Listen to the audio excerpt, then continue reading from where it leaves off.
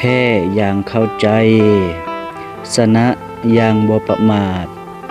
สุขอย่างมีสติทุกข์อย่างหูเท่าทันล้มอย่างบ่ท้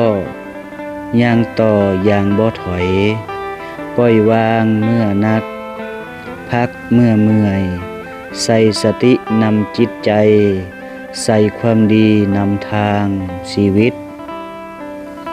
วันนี้ก็มาให้อาหารปลาเนาะเกลือปลายามเช้ามาเบิ่งปลาเกลือปลาน้ำกันยามเช้าๆมาเบิ่งปลาให้จิตใจสดชื่นมีความสุขในการมีความเมตตาให้อาหารแก่สัตว์